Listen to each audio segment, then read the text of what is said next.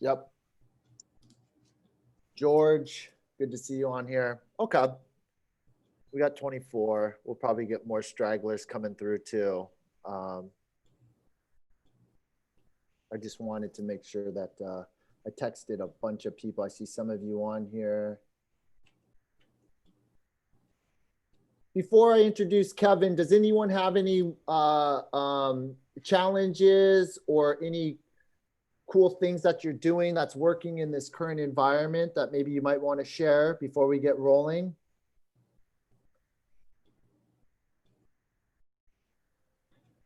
It seems like for a minute, it seemed like inventory was still moving quickly, but we weren't necessarily seeing 15, 20 offers, but more like 5 to 6 to 7. Is anyone else sensing that? Or is it still insane out there?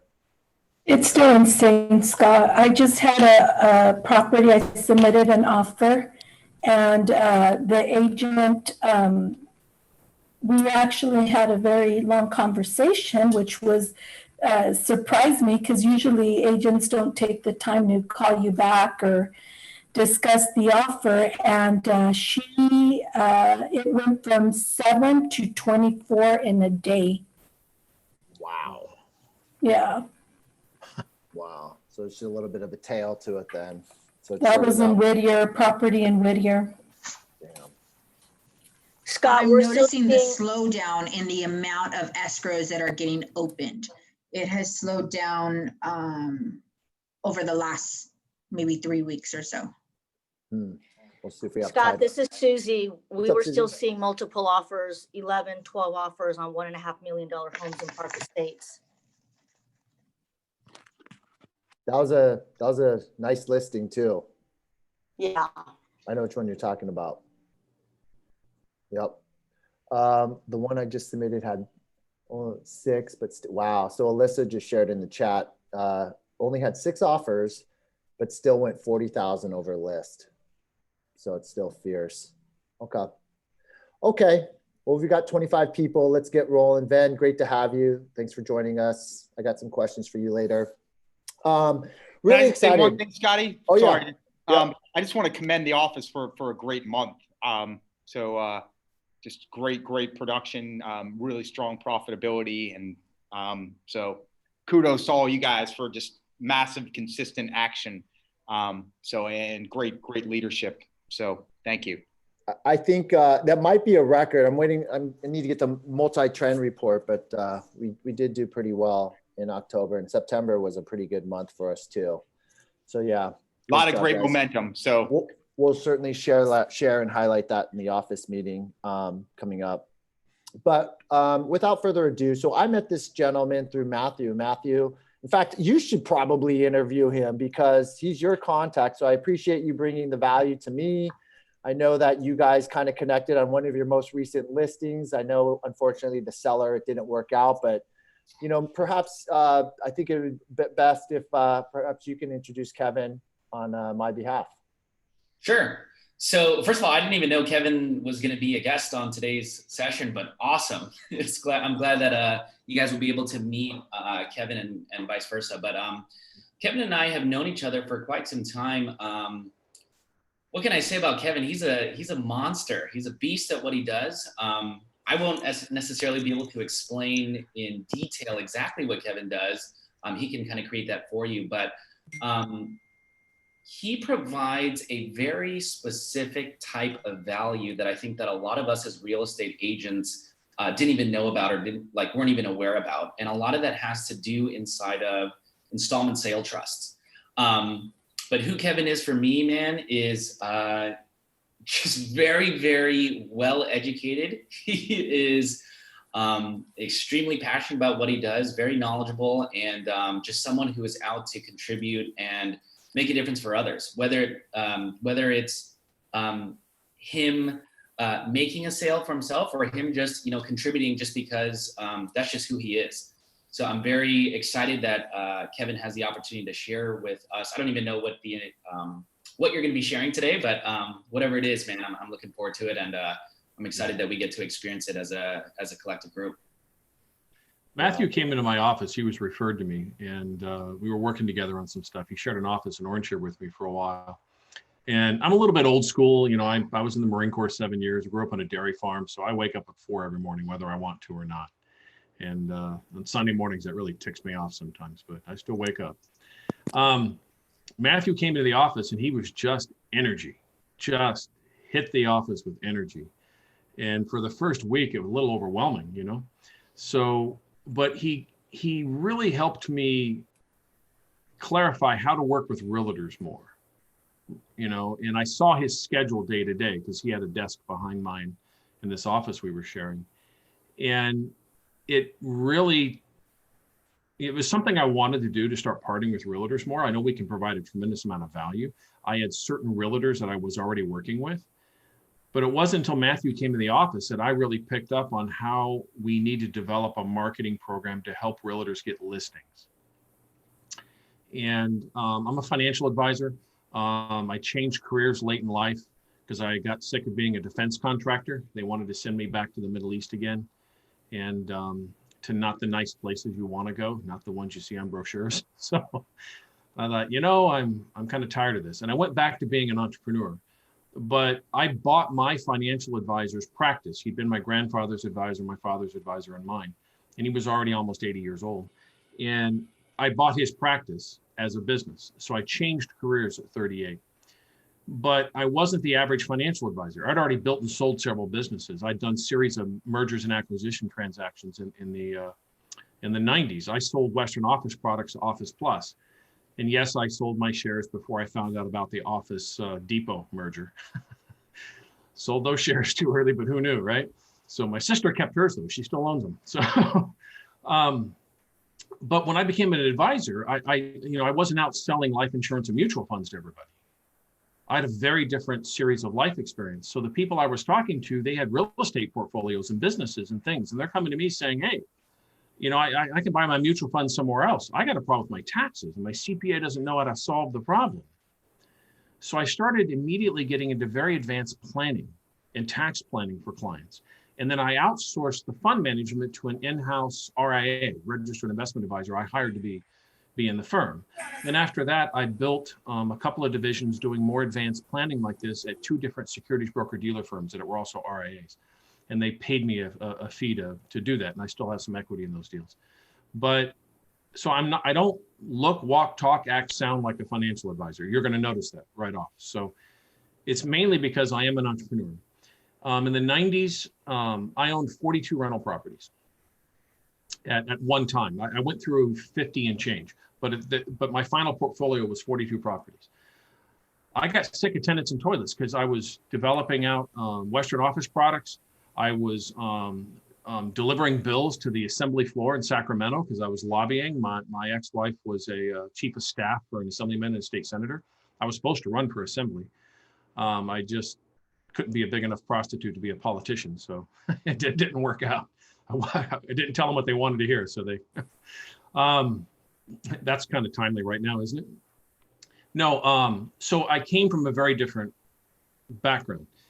And most of my tenants were awesome. But you always got those 1 or 2 tenants that just consumed so much of your profit and problems from the other ones. I was lucky though. I sold my entire portfolio of properties in one transaction. We spent all weekend at a lawyer's office to one buyer. And we didn't even go through traditional escrow on all of it. But how often does that happen? Now, all that money went into a trust and it was all tax deferred into the trust. I didn't have to do 1031 exchange on any of it. I didn't have to pay the tax on any of it. The cash landed in the trust. And until I took income from the trust, there was no taxes due. Now, when I take income from the trust, I got to pay tax on that. So I've known about how to do this since the 90s. In fact, specifically since 1997, late 97. So when I became an advisor, I already knew some of these things. So when I talk to other financial advisors or brokers, they don't want their advisors doing these things because they're complicated and there's risk. And if the advisor screws up, there's liability for the broker, right? So you're not going to hear about these strategies from most financial advisors. My clients needed some of this though. They needed to exit. And real estate's a wonderful investment, but at some point, all investments are sold. People say, well, I'm never going to sell that real estate.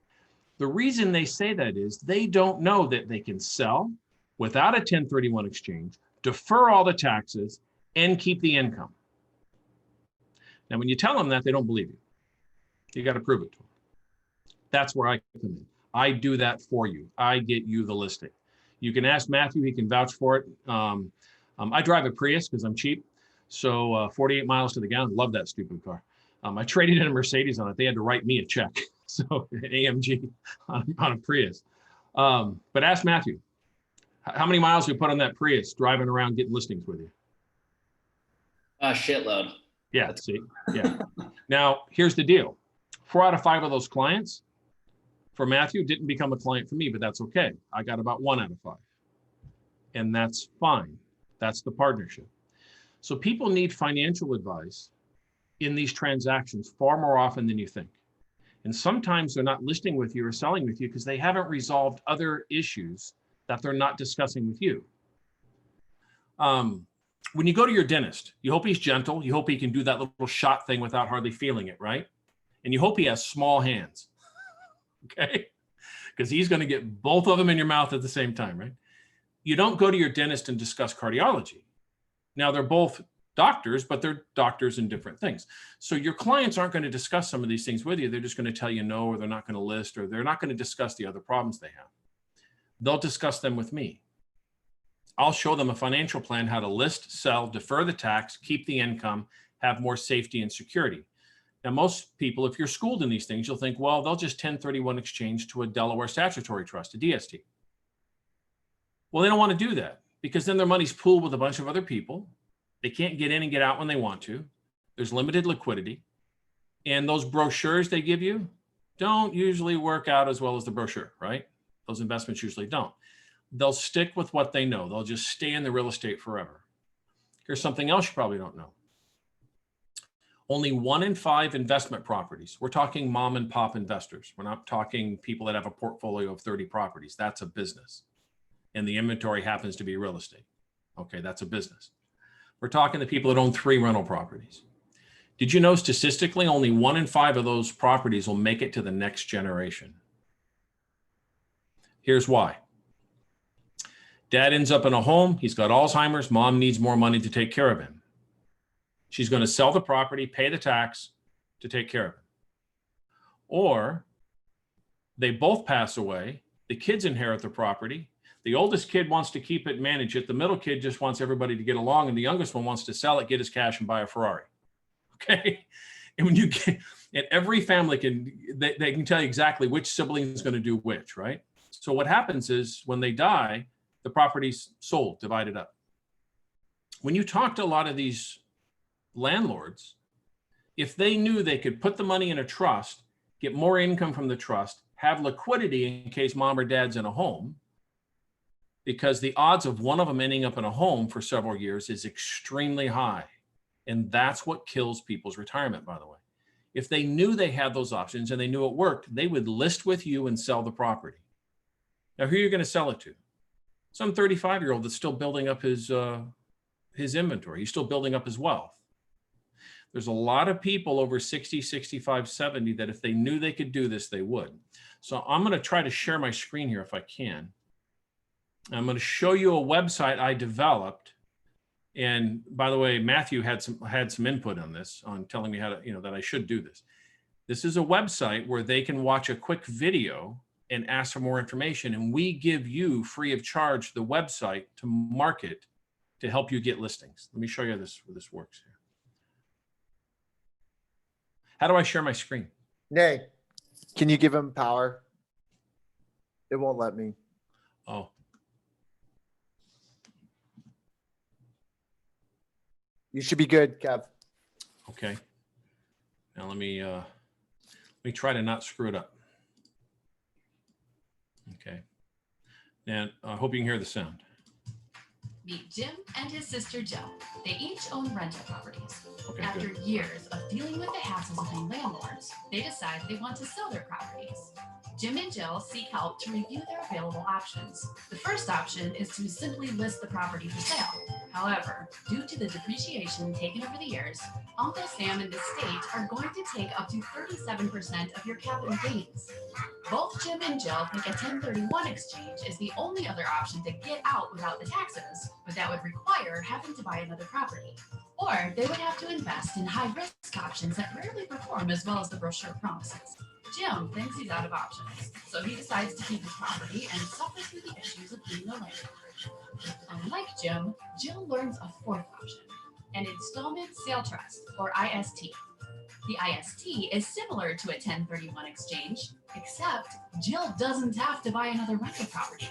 She won't pay capital gains tax at the sale, and she gets a guaranteed 6% income stream plus some growth on the assets. The IST has been around for decades. It's secured by principally insured investments and professionally managed by a trustee. Jill decides to sell her property to an IST, making all proceeds of the transaction legally tax deferred. The IST fees are less than Jill's current property expenses, which gives her more income for retirement and for her heirs to inherit for generations. Jill's net income is about 30% better than her property was, and she's making more income without the risk, troubles, and worry of being a landlord. Meanwhile, Jim is stuck dealing with expenses, repairs, trash, toilets, and tenants. Don't be like Jim. Contact us today to learn how you can enjoy a steady income for generations to come with an installment sale trust.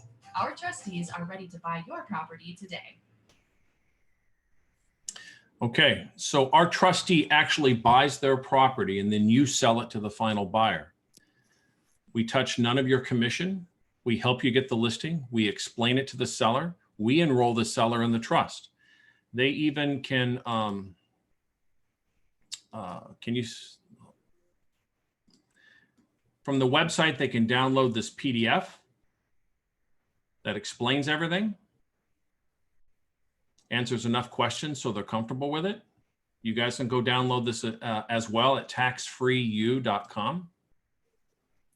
Gives them an outline and how it works. We even have more in-depth information for their CPA. We have a it's a 50, I think it's 52 pages getting into tax law. So their attorney or CPA knows that this is completely researched. It's fine. This program was actually put together as by Ernst & Young in the 1970s. But the program itself, using an installment sale over a trust, it's a special purpose trust called a business purpose trust. So doing this is actually 85 years old. Now, again, I did this in 1997. So it's not even new. This is the trustee we use. The bank we use for everything is Boston Private Bank and their trust division. The law firm we use is Lathrop GPM, Lathrop Gage. They're a national law firm, 700 attorneys. They have researched and endorsed the entire program. They do all of our trust and legal work. And then this is my firm. I manage the assets in the trusts. All right. So they can download, they get several strategies here showing them outcomes. And then we coordinate with all of their other advisors. So you don't have to do that. We will give you a free marketing webpage that is branded to you with your picture and contact info. Now, how many of you know at least one landlord that if they could do this, they would? Yeah. So yeah, Scott knows two right now. If you've been a realtor any length of time, you know somebody in their 70s that owns a fourplex or a 10-unit building somewhere, you know, that really probably should be doing something else. All right. This allows them to do that. This allows them to exit without the tax, but keep the income. One of the questions is, why is the income from the trust better than keeping the property? If you notice here on the website here, it says up by up to 40%. In Jill's scenario, we said it was 30%. I've had clients, it was 65% better because they were very low cap buildings. All right. There were 3 cap buildings on the west side. that had a lot of equity, and that equity in the trust generated more income than they were making from the property. All right, because the trust has less expenses. We're in the process of contacting every landlord we can find in California because the high taxes, the high state taxes and the high federal taxes, there are certain states that this is an even better result than other states, right? So states that have no income tax, you know, it's not as high because they wouldn't be taxed as much. The numbers are better. And it's basically a race to who gets to the landlord first to offer the program. So when somebody goes here and asks for information, or hold on, if they ask to download the PDF here, you get notified. If they ask for an illustration here, you get notified, but so do we. We also know which realtor this came from. So if you go to this website, or if you go to Matthew Durs, watch.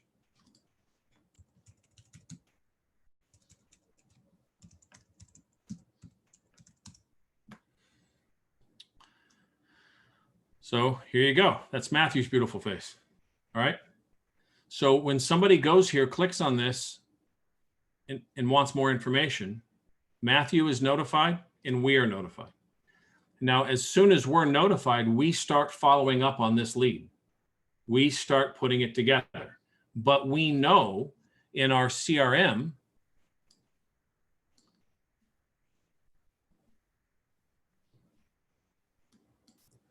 it's all tracked, and we know who referred every one of these deals. All right. It's all automatically in the system, and it starts the process of us following through, getting them the illustrations so they know exactly how the math works, what their income is going to be, how much they're saving in taxes. And we start that entire process for you. And when they're ready to list and sell, we call you up. You got to go out there and take a listing. And we have no problem doing all of that. We charge you nothing for any of this. We take none of your compensation. There's several reasons for that. And the main one is it creates a conflict of interest between you and your client if we do that. So we don't. Questions?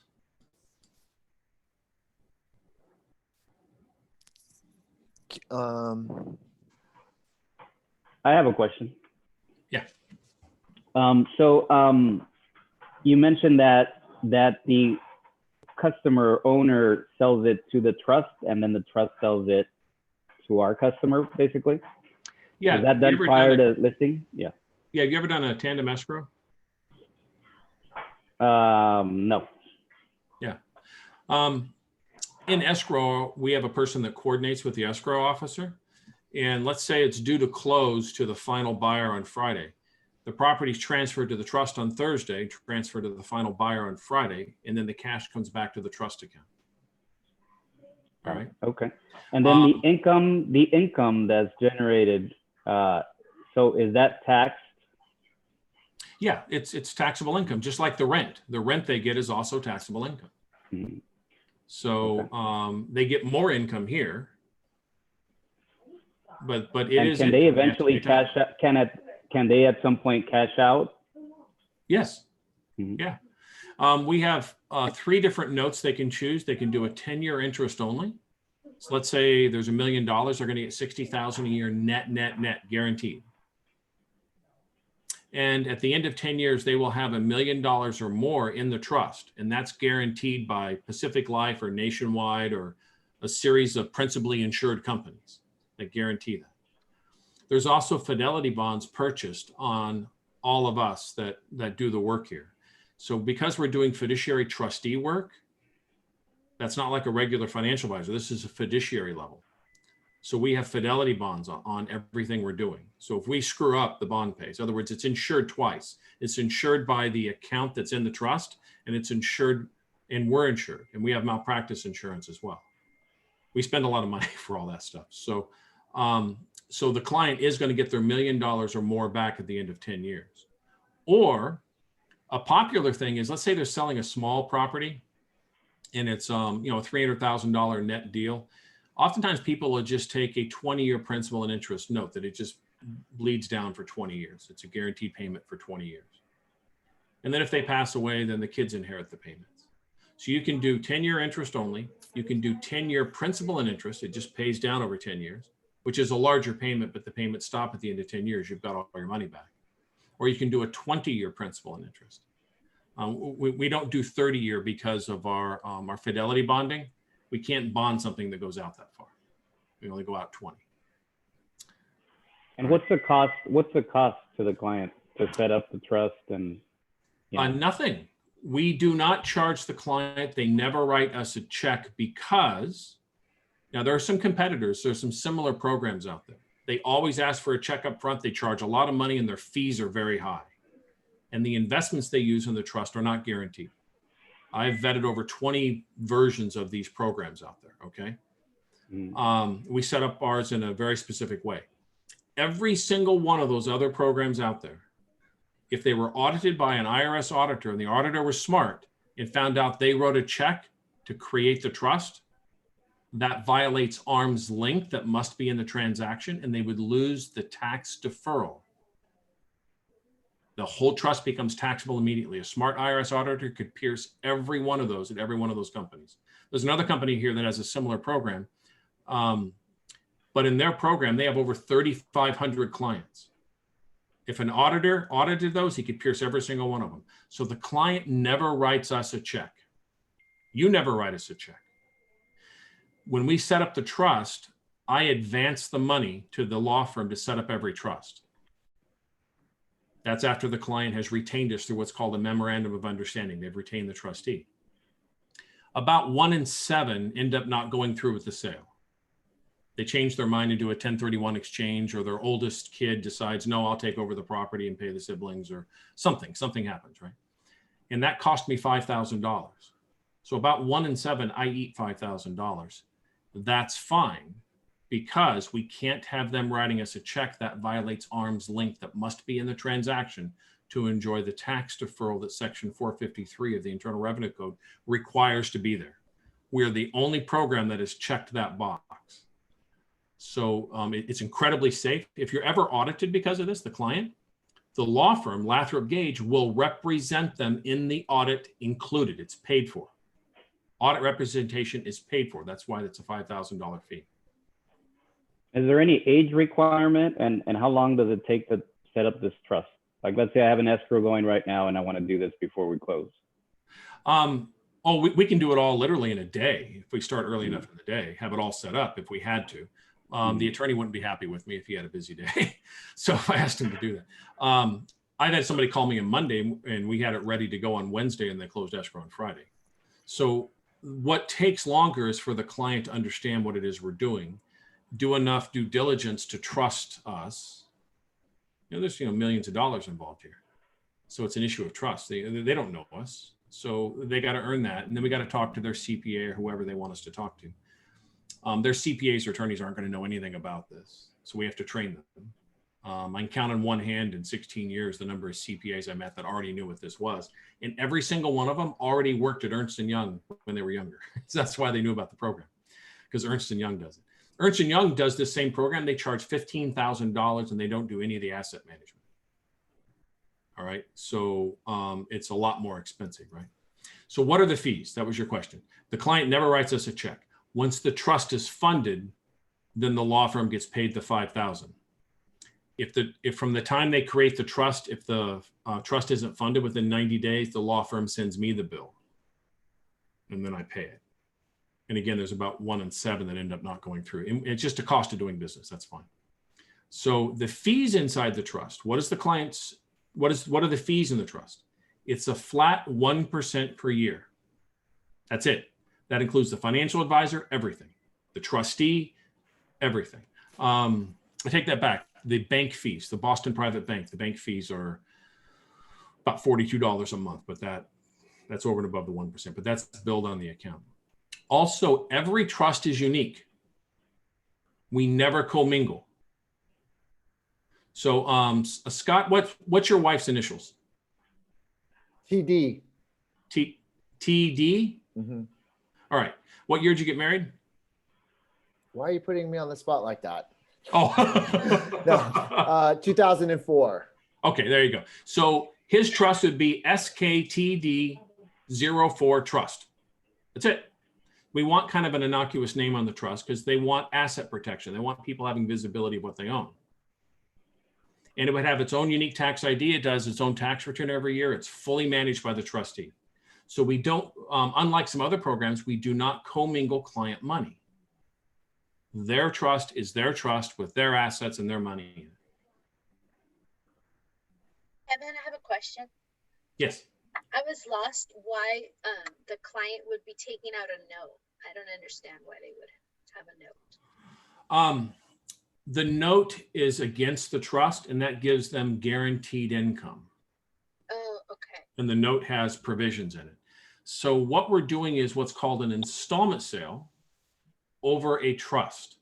So there's two things being created here.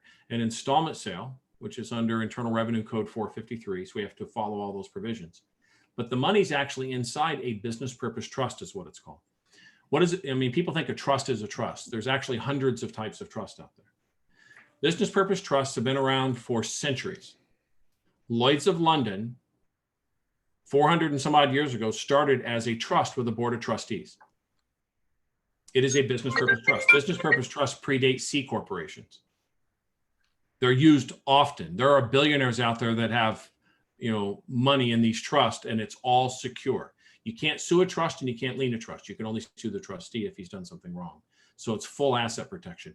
Every credit union is a business purpose trust with a board of trustees, and their trust has members. Who are the members of the trust? The depositors of the credit union. And they were just given nonprofit status by the IRS. But every credit union is a business purpose trust. That's the structure. It's not a corporation or anything like that. So it's a very old structure, been around a long time. For the purposes of this, the trust is literally a 6-page or 7-page document. The installment sale note is a 3-page document. It's a very simple, straightforward program. It's not complicated. The clients will spend more time asking us questions than we spend doing the paperwork. Just because they've just never heard of it. Kevin, I have a question. Yes. Once that trust is put together and you put whatever property you sold into it, can you continue to liquidate other properties and other assets or other real estate and continue to put it into the same trust? Yes, very good question. Last year, it took us till May. We had a client, in fact, Matthew Durr knows this client out of Arcadia, or Temple City. He bought a whole bunch of foreclosures in Georgia. And he wanted to get out from underneath them. He bought them in, 10, 11, 12 in that era, right? And he doubled his money. So he sold them one by one by one. And they sold for anywhere from 80,000 to 156. He sold them one by one into the trust. And once they were all sold off into the trust, then he started taking income from the trust. So yeah, you can use the trust for multiple transactions. And get this, you can use the trust to go buy other real estate without a 1031 exchange. So you can have a pile of cash sitting in the trust and then go hunting for real estate and take advantage of the other poor dumb guy who's stuck in a 1031 and has to do something now. And you don't have to. You got a pile of cash sitting there ready to deploy somewhere else. You just have to pay tax when you take the money out. If you have like a retirement account, the money in the retirement account's all tax deferred until you take it out, right? Same thing here. It's very similar to that. So question, Kevin, will you set up a trust then in a scenario where the owner wants to buy other real estate versus having you invest the money for them? We will. But if he wants to deploy, or he or she wants to deploy 100% of the money somewhere else, we can't do that. They can only deploy 50% somewhere else, but that's fine. They can put a big down payment on the next property and get a mortgage. Mm-hmm. The reason is if you deploy 100% of it, the IRS will treat this as a pass-through, and they will take away your tax deferral on your gains on the way in. but you can deploy half back out, which is fine. So let's say you had a fourplex and it's in a bad neighborhood and you're kind of tired of it, but it's still worth 1.1 million. You've owned it, 30 years, you've depreciated it down. You can sell that to the trust, sell it to somebody else. The million comes back to the trust. Then you take $450,000 and make that as a down payment on a choice piece of property that's a 9 cap and it's in Dallas or Phoenix. Then you get a mortgage for the balance. And now you're getting a better return on your 450 because you got a mortgage, you got leverage arbitrage, your rate of return, cash on cash returns higher. Does that have to? I'm sorry, go ahead. Leave the other money in the trust. So now you have income from the rental property and income from the trust. So now you have diversification. A lot of real estate investors lack diversification. Okay. All their money's in properties. Yeah. Does that have to be, let's say you take 50% of it and buy a property, does that have to be income property? Or let's say they want to buy a house or a second home? No, you can do that. Hmm. Yeah. So let's say you have that little old lady in Newport Beach. She's been living in the same house 40 years. She bought that thing for $50,000. Now they've, sunk $500,000 in remodeling it, but now the place worth $3.5 million. She can't sell and downsize without getting a massive tax bill. What she can do is sell to the trust, go buy that condo in a senior complex, enjoy no payment on the condo, and enjoy income from the trust. And now she can just bolt the door and go on cruises 5 times a year. Do what she wants, right? Now she doesn't have the housework and the yard work, and she, gets rid of that 4,500 square foot house and swimming pool that nobody uses, right? We had a client that did exactly that. And she's hard to get a hold of because until COVID happened, she was traveling constantly because having the trust gave her a big income stream. She was getting over $180,000 a year from the trust and living in a nice, beautiful condo in a senior complex. Kevin, but once you pull out that 400,000 to put it into the other property, do you get taxed on that 400,000 when you pull it out? If you pull it out, you do. If you let the trust make the investment in the other property, you don't. Wow. Right. See? So here's what happens. You go get a mortgage on another property. You put 450 down, you get a mortgage for the other 70%, right? And after it closes escrow, the trust files a second against the property. Now, if somebody sues you, they can't touch it. The first and second got to be paid. So now you got asset protection. Because if somebody sues you, well, they got to pay off the first and the second. Where does that money go? Back to your trust. When you do a 1031 exchange and you use a portion of it to purchase and a portion of it to cash out and put in your pocket, you only get taxed on that portion that you put in your pocket, correct? That's true. In fact, so let's say you had a 10-unit building and it's worth $3 million and your basis was $1 million, but you have no mortgage on it. We have a lender that for 2 points will give you that $1 million for 60 days. So right before it goes into escrow, he gives you the $1 million, records against the property. When it closes escrow, he gets paid back. All right. He charges 2 or 3 points depending. Here's why we do that. If you don't take out your basis before close of escrow, it's taxable. The IRS taxes it called LIFO, last in, first out. What was the last thing into the investment? The gain. That's the first thing that comes out, the first thing you're taxed on. But if we take out your basis before it goes to escrow, then that gets paid off in escrow. You got your basis out, and the only money you're putting into the trust is the taxable money. You've got your basis out. That's a much deeper conversation. But if we have a client that has significant basis in a property and they can take that out, in other words, they don't have a mortgage or the mortgage is paid down, we help them take that out up front. And so they're only putting the taxable money in the trust. Then they have the other money that they can go invest however they choose. It's their money. So we even help them bifurcate, is what that's called. So then they have diversification there as well. Kevin, is there a threshold or a minimum that makes sense for you guys to get involved? Yeah, if they're not going to fund the trust with $500,000, we don't generally take the client. So that would be the minimum. Now, if they got equity. 3 properties that total 650, once they all close escrow, then we'll take them one at a time as they sell them off into the trust. The reason is for our 1% fee, if they're less than 500,000, it just isn't. I mean, we're literally losing money. I mean, we literally can't afford to have the account. We are in the process right now, though. There are a lot of small transactions out there. We're in the process of setting up a holding company that will buy all those properties and hand them a 10 or 20-year principal and interest note, fixed payment at 6% for 10 or 20 years. And all that money goes into a holding company that's managed by a fiduciary. And what is guaranteeing their payment? An annuity. It's a guaranteed annuity from like Nationwide or Pacific Life, or I mean, it's principally insured. And it's managed by a fiduciary trustee. And then all of those people will go into one trust, the small transactions. And they only have 2 options. You want 10-year or 20-year, and that's it. I started calling back some people we turned down because their deals were too small for us, right?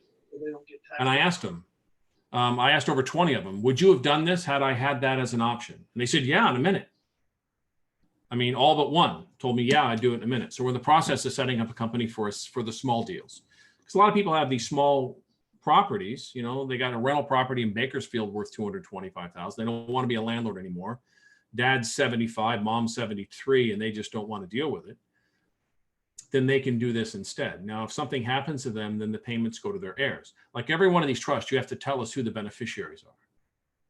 And that's who receives the income. So let's say you're in your 80s, you know, and you don't want to be a landlord anymore. You can sell the property, get more income, have liquidity. So if one of you is in a home, you can pay for it. But when you both pass away, the income goes to your kids or whoever you've designated as the beneficiaries. And then they get an income stream. That way, the youngest one's not selling it and buying a Ferrari, right? That's to secure wealth, obviously, for your family. But on some of these cases, you're basically missing out on the older owners on that step up in basis that you could date. Actually, you can take a step up in basis on the note because it is a real estate note. I have some CPAs say you can't, some say you can. I've had a dozen tax attorneys say you can. I have a dozen tax attorneys that have taken step up in basis on the note because it originated as real estate and they've been audited and passed the audit. I'll surprise you guys with something. Tax code isn't as black and white as you think on everything. You'd be shocked how much tax code is gray and subjective to the auditor that's doing the auditing. I've learned this over a long period of time. It's not as black and white as you think. All right. All it takes is a good attorney. But what was that? All it takes is a good attorney. If you have a good tax attorney, you're fine. I'll even coach him exactly what you have a good CPA and he'll follow my coaching. I'll tell him exactly how to handle the audit. You'll pass the audit. So, and the reason is we can show previous court rulings that actually allowed this. So it'd be difficult for them to go against a previous tax court ruling. How often do we get into this deep of a conversation with the client? Very rare. All right. And the step up in basis, who cares? Leave the money in the trust, enjoy the income, let the kids inherit the income, let the grandkids inherit the income. You're creating an endowment for generations that pays for university and whatever else you want it to pay for, without your heirs quibbling over the property and who's doing what. I'll tell you what's going to happen. The oldest kid's going to manage it. The middle kid's the peacemaker, and the youngest one wants his cash out. And then they're all just going to fight at Thanksgiving and Christmas because I'm doing all the work and you're just got your hand out all the time for your share of the rent. So I'm kind of getting into an estate planning conversation with you here. For older clients, they understand that their kids, you know, who knows what's going to happen with that. So they can make arrangements with us to make sure that those checks go out, not lump sums of money that get wasted, but the checks are going out. The checks go out quarterly. We don't do monthly, we do quarterly payments. That helps us keep our fees down. The administrative cost helps keep our administrative cost and fees down. So now your grandkids will be getting a check long after you're gone. And people like that. I think Angelica had a question. I was going to ask, like, let's say an example, just so maybe people could understand. So they bought the property for 100,000. That's their tax basis, right? Yes. It's fully depreciated. Yes. They've had it over 27.5 years. And then now the property is worth, let's just say 600,000. So they sell it to the trust, and the step up basis, can you explain that to me? Like, now that they're taking the note? There's a basis in the note. They get to step up on that basis portion of the note. What would the basis be? The amount of money that landed in the trust to close of escrow. So let's say they sold it for 600. There's a commission paid, some escrow expenses. So they're going to net, then that's the value of the note, the net amount into the trust. So let's just say they net like 550. That goes into the trust. Is that your step up basis now? That's the basis of the note, and that would be the basis you now use, because that's the established basis of the note. You can step up to that value. So let's say they don't pass away for another 15 years and they've been enjoying income. It still goes back to what did it sell for at that date, and that would be the number you'd use, because you can't say there's no future value. Keep in mind though, the trust assets, we're paying out 6% net of all fees and expenses. That's a net 6%. You put $1 million in, you get 60,000 a year, net to you. All right. But if you give me $1 million, the way we invest in the trust, we've back tested this all the way to 1950. You give me $1 million for 10 years, we'll send you 60,000 a year, every year, interest only on the note. The note's for the million. At the end of 10 years, on average, we have $1.4 million or more in the trust. See, people say, well, I want to keep the property because it's going to go up in value over time. Well, so does the trust. You say, well, my property is going to appreciate an average of 3.5% per year. No, it's not. It's going to appreciate 3.5% per year, less the property taxes you're paying, less the expenses you're paying, less everything else. And those are out of pocket up front. So if you actually take $1 million paid off property in Southern California and you compare it to selling it to the trust or keeping the property, the trust is more profitable. I can prove that all day long. The trust is a better investment than keeping the property. I don't care where your property is in Southern California. Because yeah, you got the rental income, yeah, it appreciates in value over time, but you have a lot of expenses. You got to subtract those out every year. So the trust performs better because it has half the expenses of the property. And the assets in the trust grow at a faster rate than the real estate does. So real estate is a tremendous investment if you have leverage. What's your cash on cash rate of return? If you have a mortgage, it's a higher rate of return. But if it's all paid off, what is your rate of return on the value of your asset? The $1 million. It's not what you think when you do the math after all the expenses, especially if they've already depreciated it out. So now they're telling you, wait a minute, I'm paying more and more taxes every year on this rental property than I used to pay on my income. Why is that? Because you don't have any depreciation to take anymore. So the percentage of that rent that's taxable is higher. And you'll talk to people that are older saying, wait a minute, my rents have been going up, but I don't have as much. Why is that? And you do the math and show them why. So there comes a point in time where there's many things that are a better investment than keeping the property. Why do people not go to other things? They don't want to do a 1031 exchange. They don't want to go through all the trouble of that and just have another property. They don't want to leverage up one more time. They're tired of it. So they just stick with the one they have. They just hold on. And every one of you have seen somebody that's done this. And next thing you know, the kids are managing and the kids are talking to you and trying to convince dad to sell it. They don't want to deal with it. Why? They're here and one kid's in Seattle, the other one's in Boston. What are they going to do, right? So then they hire a property manager. And as you all know, there's good property managers and bad property managers. More bad than good, to be honest with you. So that's a whole new set of problems, right? So Kevin, I have a question. Once the note matures, how does that work? Do you have to renew the note to keep the trust going? Can you explain that? Maybe I missed that. You either renew the note or you pull the money out. Usually, my experience has been as I get to clients that are coming to their 10-year mark. I've got about 5 years of people hitting their 10-year mark now. Most people, if the trust grows to say, you gave me $1 million and it grows from $1 million to $1.4 million, over that 10 years, right? The assets in the trust. Usually they say, hey, can you just send me 100 grand and roll over $1.3 million? Because I want to buy the wife a new car and we really need to redo the kitchens and baths in the house. And by the way, I promised to take her to the Eiffel Tower and kiss her on top of the tower, and I better do that soon. We're 77 and 78, you know. That's an exact conversation I had with a client. So he took her for his their 50th anniversary. They spent on top of the Eiffel Tower. By the way, they charge almost $40 for that one little thing of champagne on top of the tower. So, you know, so they pull a little bit of money out and then they roll over the rest. Sometimes clients will call me and say, hey, my grandson got accepted to Harvard. We need a little extra cash. And they'll pull some money out for that. So you can pull money out of the trust. You can, the note has a callable feature. You can pull principal out if you want. It's taxable when you pull it out though. Is there a limit or like a prepayment penalty where the note has to be at least seasoned a couple of years before you pull out some of it? No, but if you pull more than half out, I mean, you're calling us every other month that want a little bit of money. You're calling us once a year, want a little bit of money. It's one of those gray areas in the tax code. An IRS auditor could say, no, you're just using this as a savings account. We're not going to grant the tax deferral of the installment sale provisions in the tax code. So that's one of those subjective things. So we give you guidance on that. I have this scenario where I have brother, sister, they have an 8-unit and it's worth like $2 million.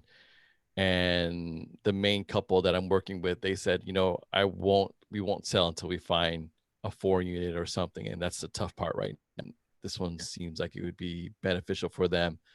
The couple would probably take the trust thinking like, what would happen to the brother and sister who just want the money in cash and not to reinvest? They just get quarterly checks from the trust. Got it. So we'll still have to go to the trust, right? Yes. What if they want a lump sum? Then they could get a lump sum, but they will be taxed for it. Maybe, maybe not. There's ways we can do that. Sometimes we'll do a lump sum as a loan through the trust. Got it. As long as they don't exceed 50%. The 50% is a consistent thing the IRS is fine with. It's written into tax rules in some places. Like if you have a 401k and you take a loan from it, you can't take more than 50% of it. Okay. As a loan, right? There's rules there. Then other parts, we have to look at audits and tax court rulings to figure out the fuzzy gray area. Where do you draw the line? So part of our job is to keep you out of trouble. And we got 16 years worth of reading. I mean, reading. So we've read all these things. So we just give you guidance to keep you out of trouble. If you want to take a lump sum, you probably do it as a loan from the trust rather than the distribution. So then you don't have to pay the tax. I've had people bifurcate. I had a deal just recently. It was an apartment building in, it's the other side of Camp Pendleton over there, Fallbrook. Apartment building in Fallbrook. So 2 partners bought out 1 partner. All right. And they bought him out using the trust, so he didn't get taxed. They just refinanced the property and bought him out. And that way he gets income from the trust and not the property. So it was a partnership that wasn't working out. And the one guy wanted out. This is how they did it. Got it. And you know, going back to Angelica's situation, would you have added that debt service on there, another note on there before funding it? Because you had mentioned that before on a different example. Yeah, we can have multiple notes against the trust, and you can have multiple transactions into the trust. Before the trust is funded, or before we close of escrow, you had mentioned. Oh, if you want to pull basis out. So if if we do the calculations and you have a true basis, then we have a way for you to pull the basis out and then that note gets paid off in escrow, and then only the taxable portion of the money goes to the trust. Yeah, we'll help you with that. Kevin, how would people get a hold of you for other questions or perhaps one-on-one if they want to dive deeper? My cell number? I'm going to put it in the chat box. Oh, Yeah. You know what? Can you unshare your screen? And then I can help. Okay. Did I do that right? Yep. Okay. Or yeah. Yep. Kevin. Yes, sir. Did you tell them about that little, you set me up with that text message that I could send out that plays that whole video It's branded to me. Yes. So literally send me a headshot and your contact info. And let me tell you where to send it. And I just need a headshot and all your contact info, your email address, your cell phone number, that stuff. And I will set you up. It takes me about 15 minutes to do each one. I will set you up with a free branded site with your name and everything else. And you can use this to get landlords just to engage. We just want them to engage, download the materials, and get what's called a pro forma. Now, the pro forma is where they answer about 12 questions on a form. And we send them back a financial report showing what if they paid the tax and invested the difference, or if they used the trust. Now, we want them to get that pro forma. The reason is once they see those numbers, they can't unsee it. All right. And it's going to be inside their skull, scratching on the back of their skull, bugging them like, wait a minute, I get more money from the trust than keeping the property. It's going to eat at them. We want them to do that. All right. So the whole objective is to only give them benefit statements of how it works. I do not get into all the things I just got into with you guys until after they get the pro forma. All right. And then if they want to get into the nuts and bolts and the tax law and stuff like that, that's fine. But it's not complicated. That's just the discussions about the what ifs. It's literally, they transfer it to the trust sells to the final buyer, the money comes back to the trust, they got a note in the trust document, and they're done. It's that, I kid you not, it is simple. So I will set every one of you up with a page where we do all that other work for you, where you can generate leads. And send me an email to kevin@taxfreeyou.com. kevin@taxfreeyou.com. Send me a headshot and all your contact info.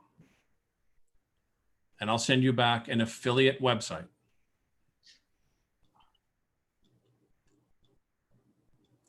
I still need to set up Scott Cato. And then all of you will be affiliates under Scott. So when you get a lead, he gets notified and we get notified. And then we go to work. We get them to engage. We answer the tough questions. Don't you do it. Let us do that work for you. And when they're ready to list and sell, you list it and sell it. Same as you would have listed and sold it anyway. We even do all the coordination with escrow to make sure that's handled correctly.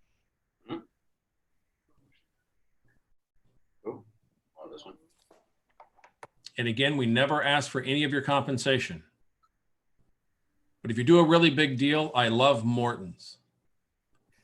I promise you, I can take down the biggest piece of beef you've ever seen in a single meal.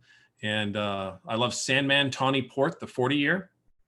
And there's a place in Old Town Orange that has the best cigars. So a little bit of port in those cigars, a big piece of cheesecake after Morton's. So I see Matthew laughing because Matthew has seen me take down a piece of beef.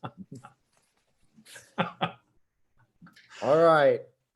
Any other questions for Kevin? Not after that. Yeah. One thing I just wanted to say too is, I think especially with COVID, a lot of the question that I've been asking myself is what kind of value can I provide to my clients to separate myself? And so the listing that didn't end up working out in Rancho Palos Verdes, I got the listing because of Kevin. I would say that it was solely because of Kevin, because I forget the name of the listing agent that went on a listing appointment for that property, but they did over 1.5 billion in sales.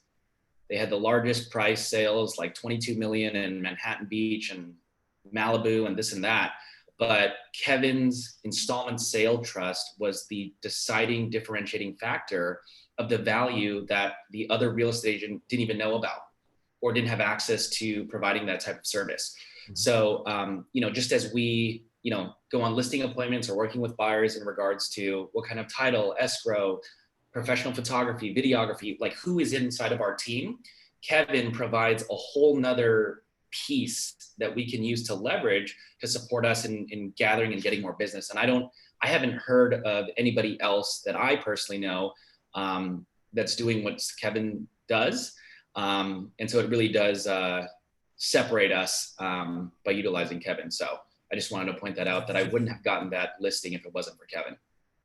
You know, just to piggyback that, Kevin, do you have agents, clients that you're currently working with that have utilized and leveraged you to capture listings? So for example, I'm thinking like if I'm active, this could be a geographic farm, and tell me if my thought process is right. I would get with my title rep. I would probably find homeowners who've owned for maybe 25 years or more, who have a heavy equity. And I would start prospecting, whether it's circle prospecting, mailers, postcards to them with a little bit of insight of exactly what the installment sale trust is about as another vehicle other than a 1031 exchange. Yeah, I have a gentleman here in Orange who we're doing 2 commercial deals right on Chapman Avenue. And it turns out the owners both know each other even. And we're using the installment sale trust. And then I've done some other planning. They would not have listed and sold without the planning that I'm doing for them. Because when you're selling a building like that they have a business in, they're in the process of retiring and they're selling the commercial building. So they just never would have pulled the trigger and done all this. They'd have just held on because they don't know what to do, right? Their current advisor can't advise on these kinds of things. He manages mutual funds, all right? Their CPA doesn't know about all this. So I got those listings. He found the buyers, but I got the listing. Yeah. All right. He just had to find the buyer. So I'll help you get those all day long. Yeah. And as I told Matthew, sometimes the people aren't going to use me. Sometimes they're going to change their mind. No, I'm going to do a 1031, everything else. What if I become the fly in the ointment? Watch how quickly I just disappear from there, because I want one of us getting the client. I want both of us getting the client. But if it has to be one or the other, I'll help you get the client in a minute. Not every client we talk to is going to use me. I'm completely okay with that. Don't ever feel bad. Unless you want to go to Morton's. But no, we want you getting listings. Because if you don't get a listing and a sale, I don't get a client either.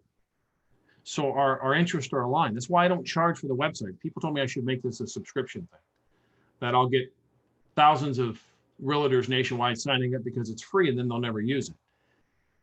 Honestly, the server this is hosted on could handle 100,000 with a free website. It wouldn't matter. It doesn't cost me that much more. I don't want us having a conflict of interest. I want our interest to be aligned, and I want us to also put our client first. All right. Very cool. Yeah. Kevin, appreciate the time. You're more Thank than you. welcome to hang out. We'll just segue into if anyone's got any of transactional questions or stuff, but I didn't want to take up, it's the hour. So I know you got a lot of things going, but you're more than welcome to say, but thank you for your contribution and bringing this to us. Good Thank stuff. you for your introduction to that VA program. Mm-hmm. Very cool. I hired one. She's started going through some stuff. She starts Monday. Terrific. That's going to take, 3-4 hours a day of stuff off my plate. Yep. If any of you aren't doing that, the minute you can do it, it's a solid program. I got to tell you. Leverage. Thanks, Kevin. Thank you, sir. All right. Thank you. So guys, I see everyone's logging off. If you have any questions about anything else about transactions, now's the time. I just want to say, as we start focusing on 2021, a lot of you guys have been bringing up geographic farming. As you know, that's a long tail game, probably 18-month ROI. Picking out 1,000 homes, 500 homes, what have you. I would pivot if that's your thought process. If you're going to geographic farm and start splashing money in it, I would pivot and get with title and find, again, homeowners who have heavy equity and have owned their homes for 25, 30 years or longer. And I would pick that as my farm, and I would create a little bit of pain. And my header of my postcard might sound something like, are you tired of managing your properties? Are you tired of replacing the roof on your investments? Whatever it is, I've got the answer that you can still sell the asset and take income or dividends as you please. Something to that effect. And I would start sending it out to these homeowners, the baby boomers who Rick has mentioned, he's helping out, and probably Luis as well. So I think you'll get some quicker hits than a traditional geographic farm. So With that being said, anyone have any questions that you want the group to help you out with? Or is anyone out there taking advantage of something right now that's working extremely well for you that perhaps you might want to share? Hey, Scott, it's Susie. I have one. I want to kind of brainstorm and get everybody else's opinion when they are dealing with the listing appointment and they've got 5, 6 other agents, right, that are also interviewing for the job. It could be 2 or 3. And one of the agents is hyper local to that area, and you are more broad. You may do more business, you may do a little less, but you're not as hyper local. Like what the seller was stating was, well, you know, this individual does a lot of deals here in, you know, in the area. And so he has the buyers that are looking for this area. And for me, I think that's a double-edged sword. If you're hyper local, you know, I would say if your database is not as large as mine or as my team's, we do have access to more buyers. But I just want to know how someone else would tackle that. It's a great question. So anyone want to take a stab at how you would handle that objection? I know what I would say. The hyperactive local agent isn't going to bring someone from outside the area that's most likely looking to move in to the area and pay more top dollar for your house.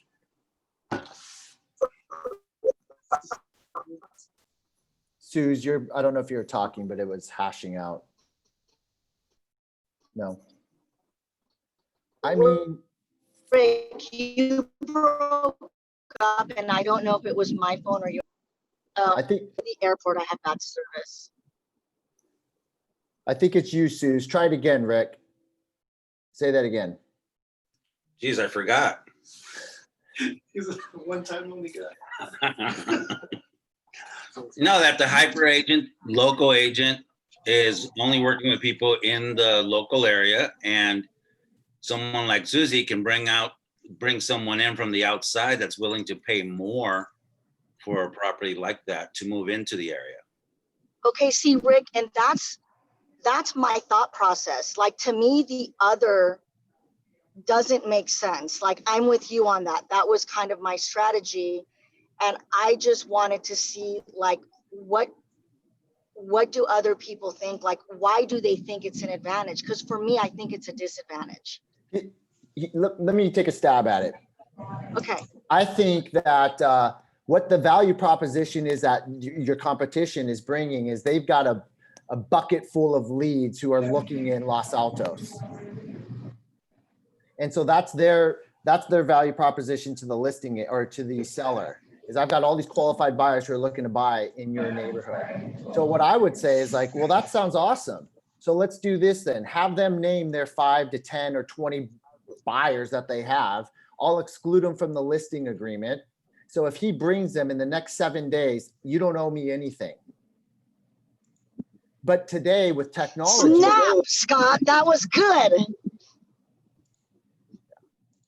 So, and then, you know, with technology, now it's about when people say I'm the neighborhood specialist and I own 25% market share in there. I say to the sellers, you know what though, with technology now, whatever the consumer wants, they will find. In fact, 91% of the consumers out there, per the National Association of Realtors, find their house before their agent does or before they hire an agent. And that's all through the internet. So the whole hyper focus is really about, the only value I see if I were you is if they say, I've got a buyer who wants your house. Go ahead, name them, exclude them from the listing agreement. If they come to the table and write you an offer, you don't owe me anything. But in the meantime, let's sign here and move forward with photography and just close them, you know, try to push through. Yeah, I'm down with that. I appreciate that one, Scott. Luis, what would you do? Remo, same thing? I mean, I would go back to my strong points. The marketing is one, but it's really the negotiating part. So we have our stats of what we list and what we close. And at the end of the day, they're hiring someone to expose the property and to negotiate on their behalf. And I would weigh in more on that part, the negotiating part, than the marketing. Because, I would say the marketing is kind of in the back because of what we do and how we do it and all that stuff. But really, at the end of the day, you're hiring a negotiator. And it doesn't matter if the negotiator is your neighbor a block away or not. I mean, I've been exposed since I have more deals. Like you said, the other person has more transactions, that you could say, I've just been in so many more situations that this person might not be aware of. Yeah, that's a good one, Remo, because I do take my stats. I don't always pull them out, but I do have a stat sheet, so that's good.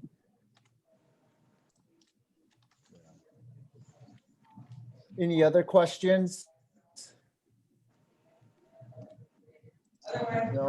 No. Okay. Did Susie say she was at the airport? No, I passed the airport. I will be in a few days, but not today. You better be on your way to the office. I am, sweetheart. I am. All right. Any other closing thoughts from anyone? Now's the time. Nope. Okay. All right. Terrific. Hopefully you guys found value in that. David Colin will be joining us next Wednesday. He promised, it's in the calendar. He won't double book us. So I apologize. He was a no-show today, but he will be on next Wednesday's Inner Circle. Nadine, any housekeeping or classes we want to? Yeah, on Monday, we had a technical difficulty with the how to read an NHD report class. Unfortunately, on the other side, it was a computer issue, and a lot of agents were sending text messages saying I can't get in. So just so you guys know, we're going to do that class on Friday, 10 a.m. And the technical difficulties, to my understanding, have been corrected. So if you missed it and you wanted to see it, Pam Sommerfield will be hosting How to Read an NHD Report Friday at 10 a.m. Cool. Terrific. All right, guys. Thanks for logging in. Great to see everyone. Be safe out there. We're here to support you. Let us know how we can help. Happy Hump Day. Finish strong. I guess. Yeah, my pleasure. Absolutely.